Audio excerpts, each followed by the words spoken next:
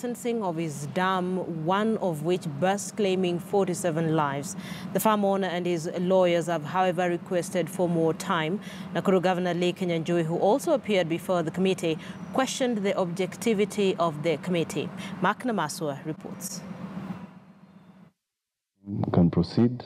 Wednesday was Patel farm owners' turn to, among other things, respond to Solai villagers' claims that they had been coerced into signing forms to protect him from further claims and legal action.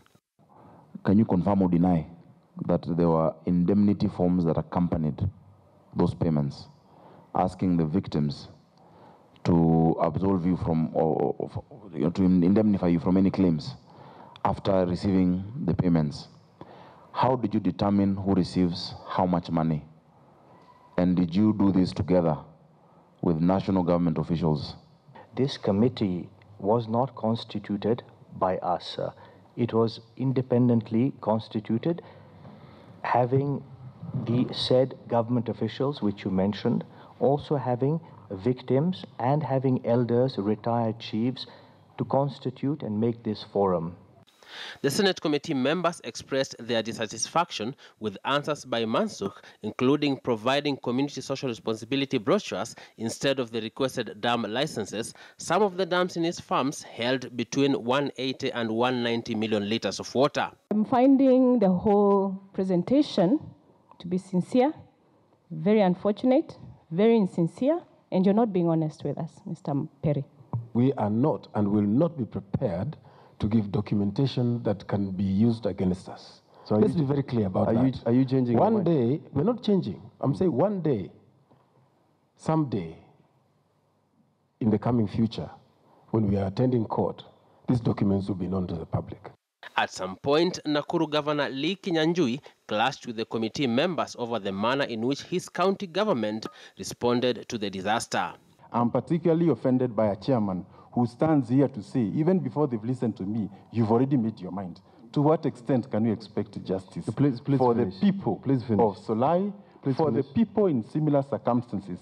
After so many people have died, after you've been gone to court, you can't even tell us the capacity. Do you want us to believe you don't know? Even after being sued so many times, you still haven't answered the question as to the capacity of that dam. Earlier on, Director of Public Prosecutions Nuruddin Haji held a closed-door meeting with members of the committee. Interior CS Fred Matiang'i, who was slated to face the committee Wednesday, will now do so on Monday next week. The Patel farm owner, on the other hand, has been given 48 hours to avail the requested documents.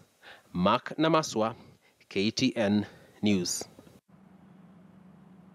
A standoff involving two groups fighting over the control of Nairobi city public toilets is in the offing. Early Wednesday, one group had to resist a contingent of police officers who had visited their facilities in downtown Nairobi, seeking to enforce a court order demanding them to vacate the facility. Shadrach Miti was there.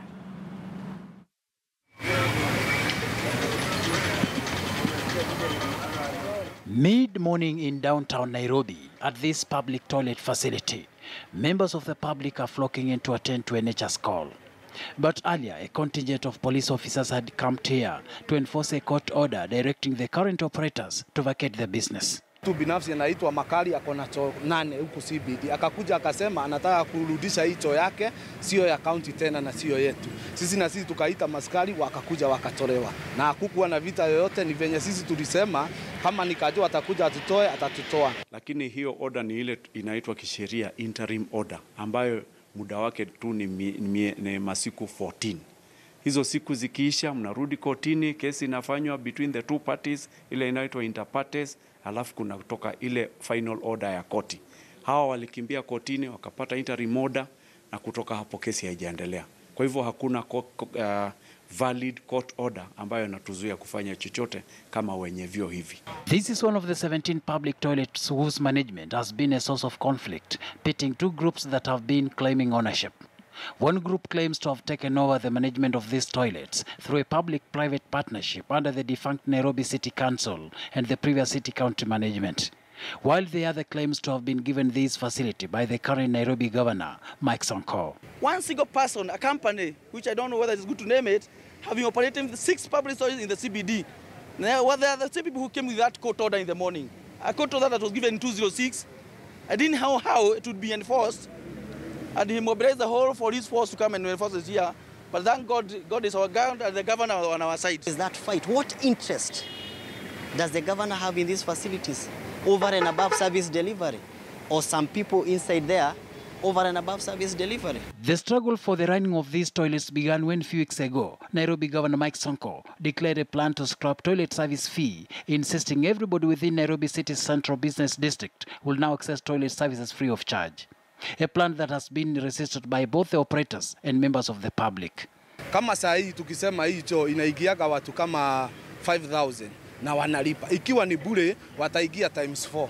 Hao ni watu 20,000. Kuongea ukweli hizi choo hakuna vile utamani. Kama sisi inatushidanga sababu watu wanapata saa hii ukiingia watu unapata wamepanga line wanangojea hivi. Kama saa hii wakati wa baridi. Sasa wakimultiply by 4 choo zitakuwa chafu. An attempt to eject a section of operators manning a few public toilets in Nairobi serves to indicate how sensitive toilet business is in Nairobi. Shadrack Miti, KTN News. Now, students of St. Mary's Primary School in Murang'a County have been exposed to danger after their toilets caved in last week. Despite the danger that arises from the collapse of the toilets, the site is yet to be secured.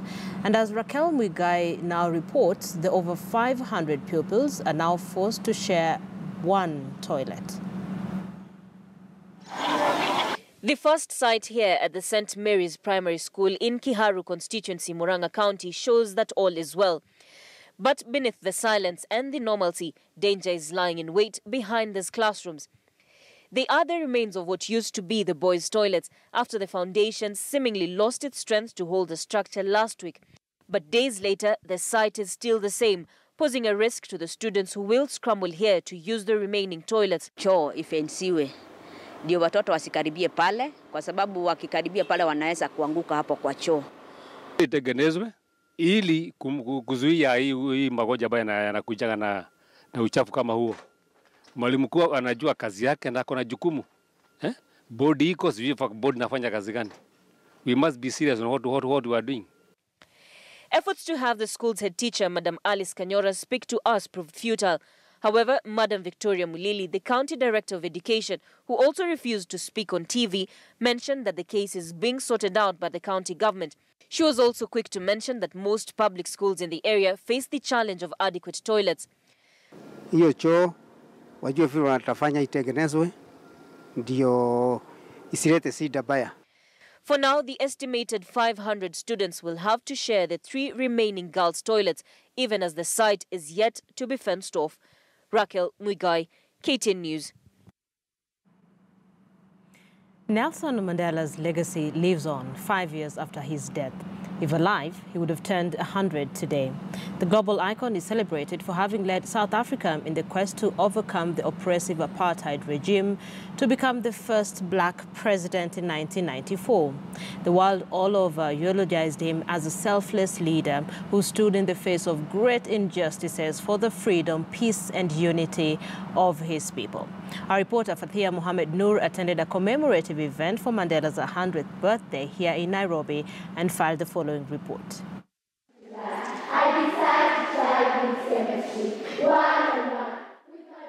Hundreds of children gathered with diplomats, government officials and business leaders at the United Nations office in Nairobi to celebrate the life and legacy of Nelson Mandela on the occasion of the 100th anniversary of his birth. Born on 18th July 1918, Nelson Mandikizela Madiba was the first black president of South Africa. He is remembered as a global icon for his political and anti-apartheid rule in South Africa. He is also known for spending 27 years in prison at Robben Island before becoming the president of the Rainbow Nation.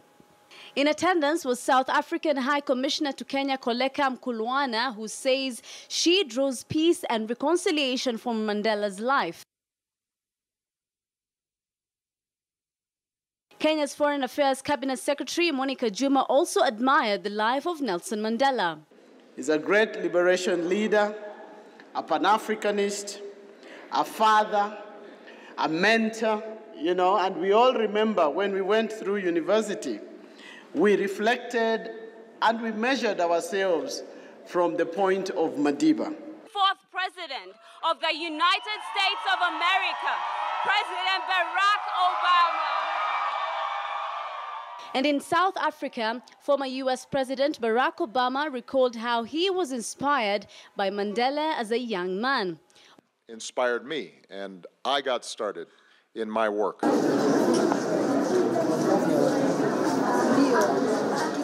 The Nelson Mandela Foundation has called for people to take action and inspire change in his name on the centenary year. The world is marking 100 years since the birth of Nelson Mandela. The state of democracy in Africa is changing. There's a new wave of leaders from South Africa to Zimbabwe to Ethiopia. But does this mean the freedom of development fought by Nelson Mandela is bearing any fruit? Only time will tell. Fathiya Mohammed Noor, IKTN News.